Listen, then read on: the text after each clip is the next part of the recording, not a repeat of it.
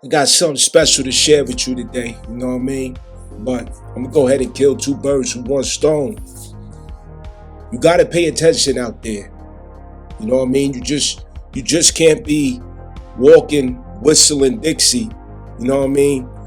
As you absorb information or take influence, from charismatic personalities and all of that out here. You got to pay attention.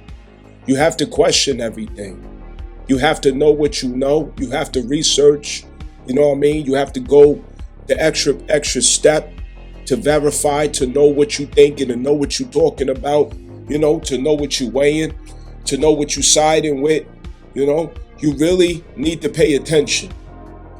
Everything that we have traditionally believed, everything that we were used to taking as the story, the concept, the idea, how you was taught, what you was told in school, what was what.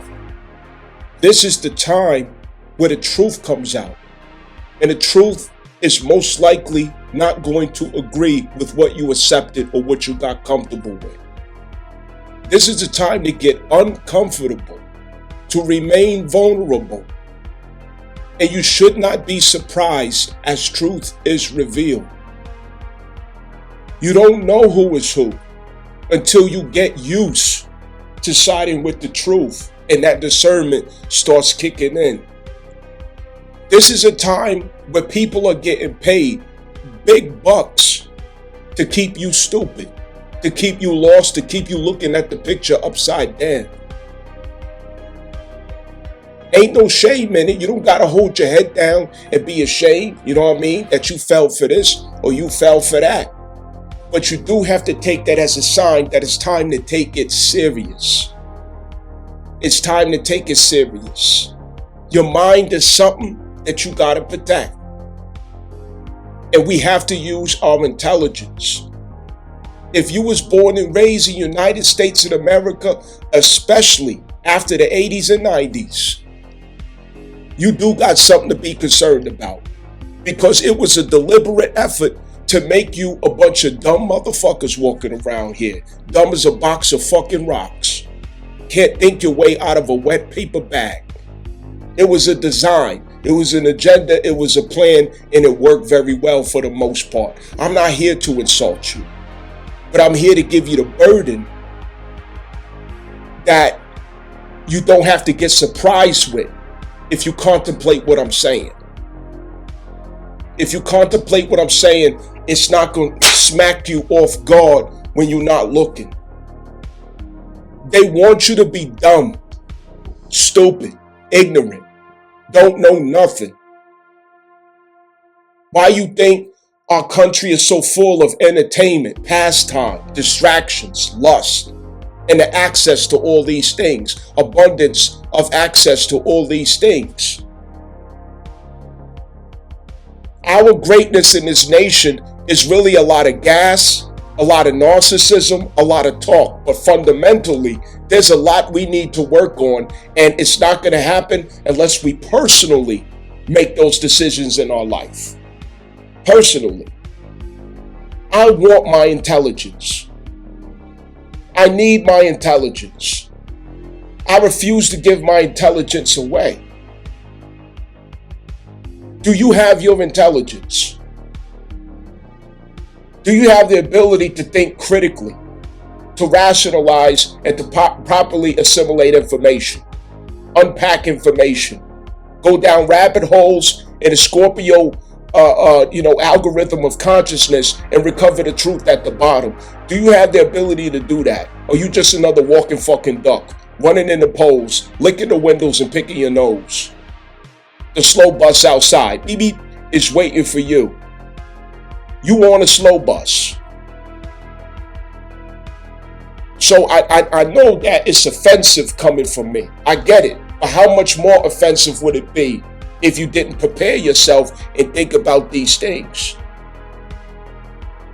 See, a lot of y'all niggas out there didn't have fathers growing up. So you're not used to a tone like mine. You're not used to an energy like mine. It's off-putting. It don't feel right. It don't feel natural. Oh, why is he talking to me like that? Wah.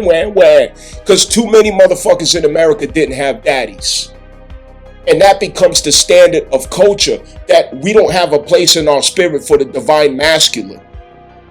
We don't have a place in our psyche for the divine masculine. So everybody got to rock us, console us, kiss us, hug us, rub us down with whatever they telling us or showing us. It has to be sweet. It has to be fair seeming. It has to be entertaining. It has to be full of sugar and lights and whistles. It has to be done the way, the way mommy did it. The coddling. You better save yourself. So anyway,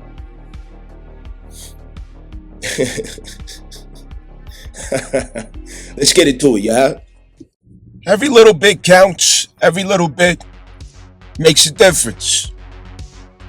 And learning new things can never hurt. So, as I was learning new things, snooping around, reading, do as I do, I came upon a beautiful concept. It's called Ikigai, if I'm pronouncing that correctly. I don't speak Japanese, you all can help me out there if you do. But apparently it's expressed Ikigai, which it's a Japanese concept. And this Japanese concept it expresses a reason for being. A reason for being. And you're looking at the chart that I found, okay, of Ikigai, reason for being.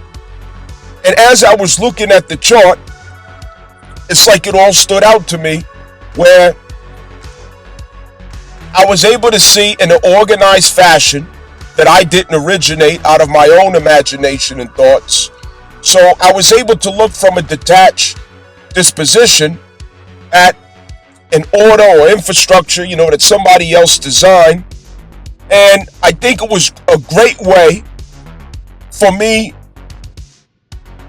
to put my own limited understanding into a wisdom and philosophy that's already been crystallized, and find the universal agreement in astrology. And I think it could be beneficial if I shared it with you, because I found it beneficial for myself and insightful. So, a reason for being. And as you look at the map, all right, and also as you consider some reflections that you may have had recently, purpose. Why am I here? What am I good at? There are many things that are discontinuing, many things that have changed in your life that you put a lot of confidence into, time, effort, sacrifice. And looking ahead, it's not the clearest picture.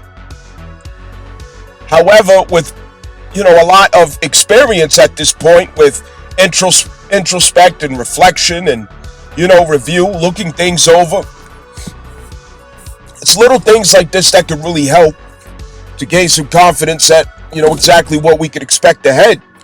So look at a graph and consider your chart. Also consider what you've been reflecting on and how you're finding the unity and what you have at your disposal connected to your identity. The eternal things, the everlasting things, the things that Saturn is not going to dissolve because it's part of the essence of yourself, okay, to be repurposed into the fire and air transit ahead in 2026 initiative, okay, the number one year, all right? And so what do we have to take with us to be reformed, as form has dissolved through all of these Pisces squares and aspects and Saturn transits karmically? So, a reason for being, or what makes life worth living. And I read on a Google search, right? So, I don't want to give my own synopsis on this because I'm not an expert on Ikigai. Okay. However, I will be soon, because I'm obviously going to study it a little more. Combining Iki, or life, and Gai, value or worth, It's a deep sense of purpose, joy, and fulfillment found at the intersection of what you love, what you're good at, what the world needs. That would be Aquarius in 11th house, also 12th house, and what you could be paid for, leading to a happy and meaningful life. Understand? So obviously this is the crisis where, most of us are at. You understand? Because going ahead, these are all of the factors that need to stand in agreement, obviously. So let's check it out. Let's see what it's about. Now, I went ahead and I took the chart that I found and I put, little modifications to make better sense for myself. And I'm sharing with you what I use for myself. You know what I mean? You don't have to go with the chart that I made. It's all good if you don't do that. You know what I'm saying? You could do your own shit. But, according to what I understand with myself and how I'm receiving it, this is the chart that I came up with. Alright? So if you find it beneficial, great. So let me give you the rundown on, what I plugged in and why. Starting at the top where you have what you love. Okay, what you love. To me, I took that as my heart, soul, urge expression. Okay, coming from the numerological expression of value of the day that I was born. I was born on the 28th. So that makes my heart urge expression number 1. Okay? So I love to assume leadership, responsibility, and I love to find solutions for problems. Okay? The Magician card. That's what I love. Understand that. I love bearing the burden of taking the first step. I love to stand in front of those who don't know, who don't have, or who may be weaker. You know what I mean? That's what I love. And no matter what, that's what I'm always going to express.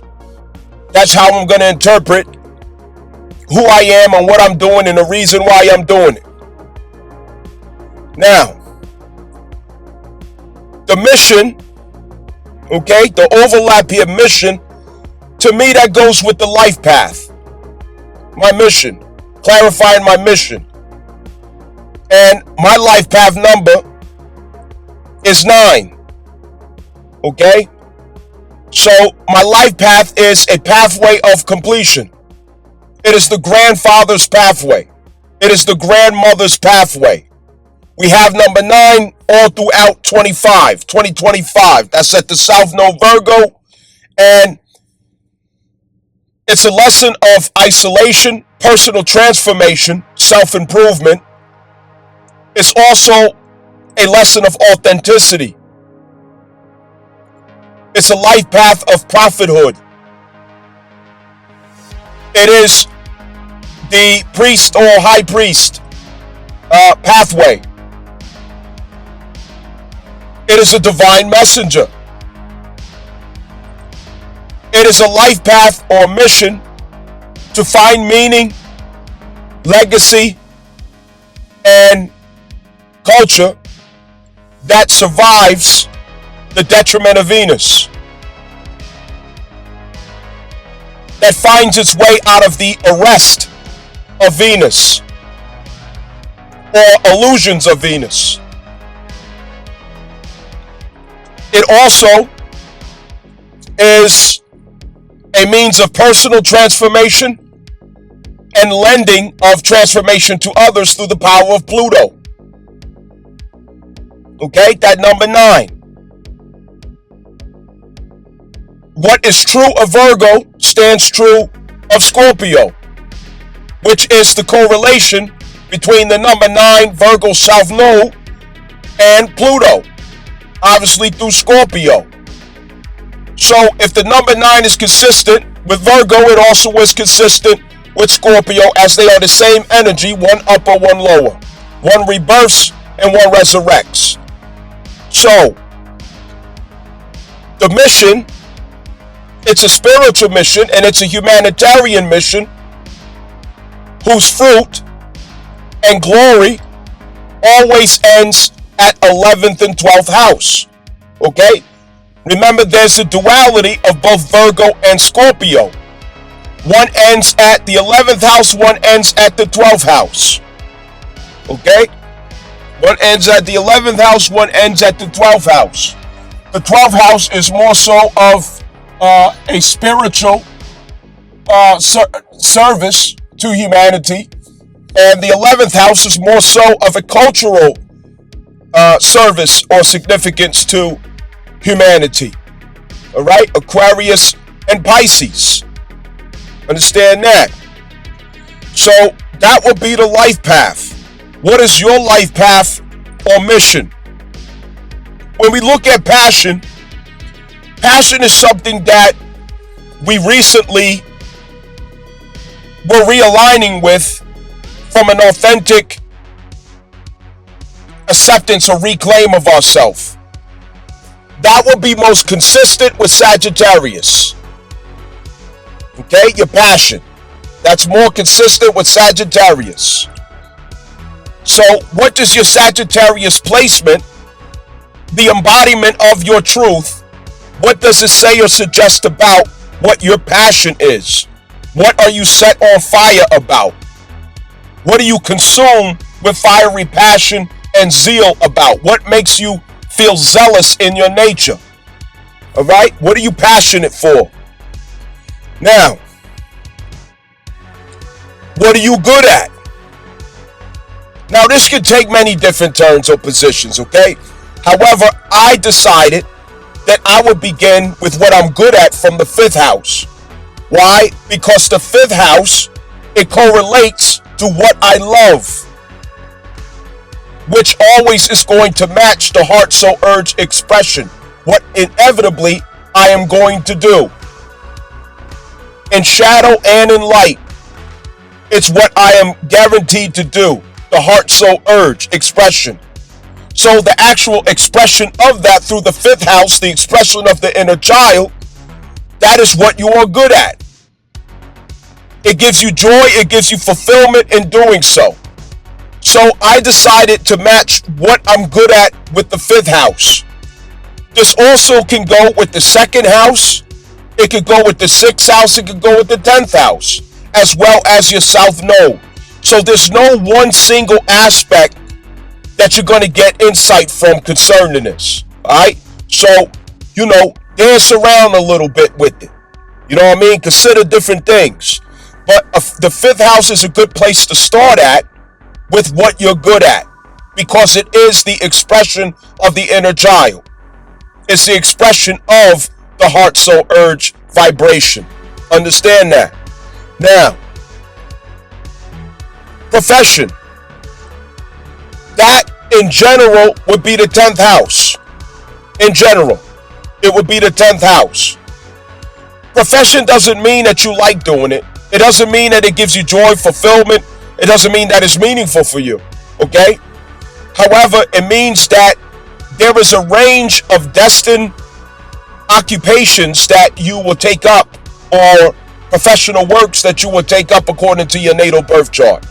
And there's a full range to that. Okay? It's not specific. Like you look on a chart and specifically you'll see, hey, you're going to be a mailman. No, it can manifest in many different ways, that particular energy. However, the 10th house is going to give you insight into what profession or professional,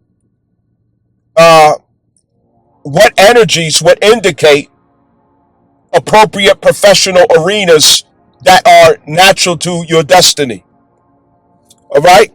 So, speaking of profession, if we go over here to vocation, vocation is different. Because when we talk about vocation, it's more personal. It's more intimate.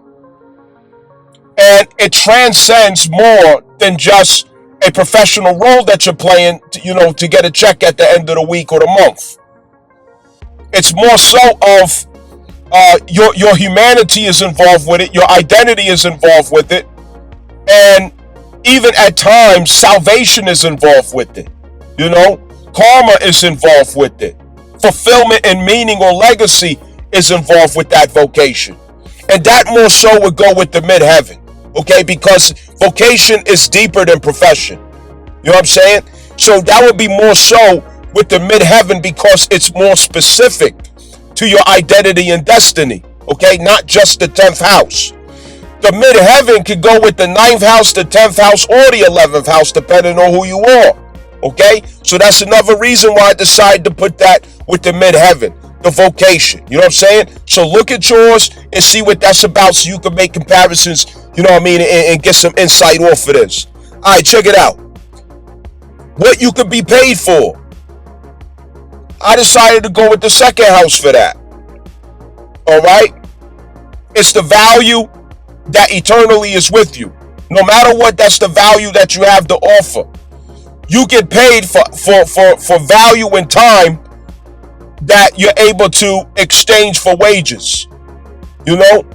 However, this has a broader range than just the 2nd house.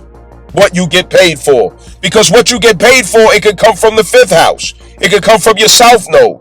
It could come from many factors concerning the 6th house. It could come from Pallas Athena. Pallas Athena can also have a lot to do with what you are good at as well. Okay? And that pattern recognition. Making you very unique in your approach to how you do certain things. As well as Jupiter. So yes, there's many factors that can get involved with how you look at this. But this is a great basis, you know what I'm saying, for you to plug in the parts of yourself personally. So, you know what I mean, you could get busy and have some reflections about what's going on with your chart. So, anyway, I put this up here, you know, to share some insights and, you know, maybe this can help a little bit with how you're doing some reflections lately. You know, so let's go over here to the last but not least, what the world needs. What the world needs. What the world needs is it's a double-edged sword for me. Okay, so I decided to go with the 11th house and the 12th house for what the world needs from me. Okay, what the world needs from me. That's the 11th and 12th house. Alright? The 12th house is a personal, spiritual conviction that's driving you to serve out of compassion and empathy. Because suffering, personal suffering, is behind the reason why you want to give back to the world, why you want to show up in the world as a certain character, in a certain role, doing, offering a certain service. The 12th house comes from a crisis in your life, where in the background of that crisis is shame, pain, and humiliation, guilt, trauma, karma, generational curses. And when you got on the other side of that, understanding came to you. Because understanding and compassion, it comes as two twins that stand before you. Okay? Understanding and compassion are one. They are twins. And so that understanding and compassion, it came directly from the suffering that you went through those first 29 and a half years of those Saturn returns, where you was trying to figure out, what's going on in the 12th house?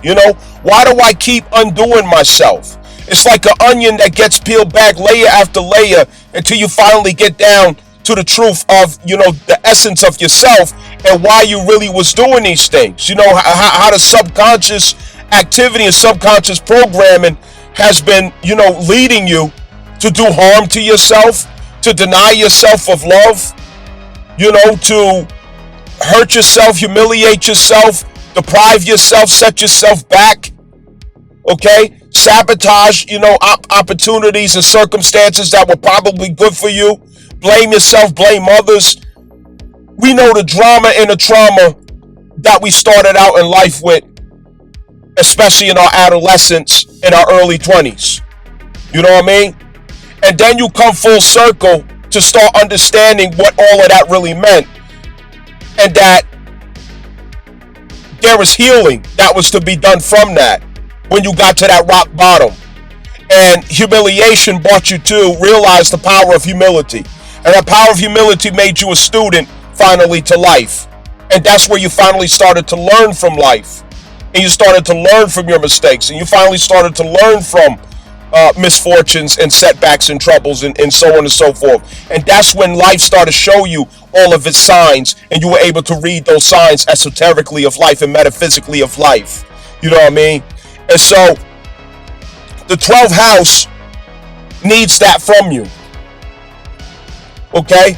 And it becomes that personal mission of healing that you offer out to the world, of mercy that you give to the world, of perfect love and perfect wisdom that you have to offer to the world. Now, the 11th house, this is more so of coming full circle from Scorpio, Sagittarius, Aquarius, all right, where you come down off of the mountaintop of Capricorn. And the mountaintop of Capricorn is where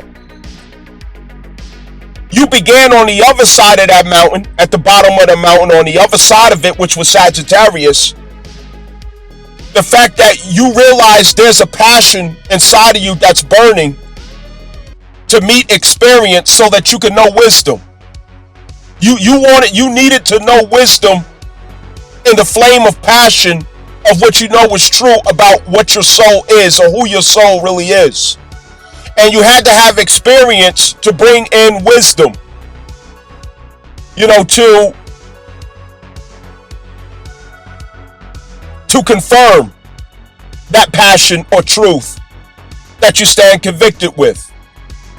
And so Capricorn was to find, where is my mountain that I must climb if this is me? Where is the mountain that I have to climb, that only me, that I can climb by myself to know that this is my truth? You know what I'm saying? And Capricorn is where you found that mountain. And when you found that mountain, you started persevering up that mountain in the resistance, the hardships, the difficulties, the crisis, the disappointments, all of the realities that Saturn was to show you of how to incorporate passion and conviction with truth, passion and conviction with reality. And it became wisdom as they both blended together in your route upwards of that mountain of Capricorn. You got to the top and you own wisdom and humility. And that wisdom and humility, it got you out of the way and it got the vision of the world closer in sight. That's you at the top of the mountain seeing Aquarius.